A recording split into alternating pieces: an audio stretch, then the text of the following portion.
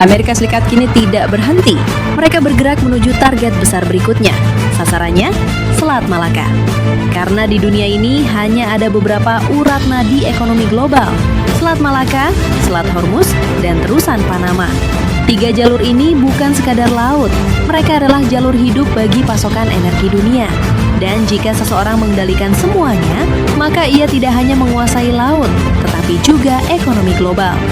Dampaknya langsung terasa ke Tiongkok. Karena hampir 80% impor minyak mereka melewati Selat Malaka saja. Inilah alasan mengapa Amerika Serikat mulai memperkuat kerjasama pertahanan dengan Indonesia. Namun, cerita sebenarnya baru dimulai di sini. Menurut laporan, rencana Donald Trump mulai menunjukkan hasil. Bayangkan ini, hanya dalam waktu 2 jam, 121 kapal tanker minyak kosong bergerak menuju Amerika Serikat. Masing-masing mampu membawa sekitar 2 juta barel minyak.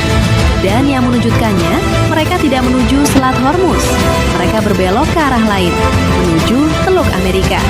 Disinilah permainan berubah. Amerika tidak hanya bertahan, mereka mulai mengambil keuntungan. Dengan mengendalikan arus, mereka bisa menjual minyak dengan harga lebih tinggi. Dan menurut Trump, ia tidak terlalu khawatir dengan hasil perang, karena baginya kemenangan sudah terjadi. Blokade ini adalah bukti nyata dari kemenangan itu.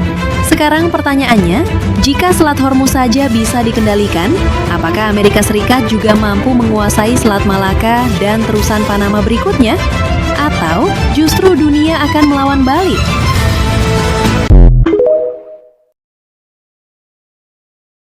Amerika Serikat kini tidak berhenti. Mereka bergerak menuju target besar berikutnya.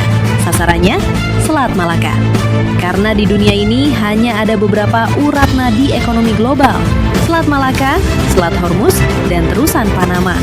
Tiga jalur ini bukan sekadar laut. Mereka adalah jalur hidup bagi pasokan energi dunia. Dan jika seseorang mengendalikan semuanya, maka ia tidak hanya menguasai laut, tetapi juga ekonomi global. Dampaknya langsung terasa ke Tiongkok. Karena hampir 80% impor minyak mereka melewati Selat Malaka saja. Inilah alasan mengapa Amerika Serikat mulai memperkuat kerjasama pertahanan dengan Indonesia. Namun, cerita sebenarnya baru dimulai di sini. Menurut laporan, rencana Donald Trump mulai menunjukkan hasil.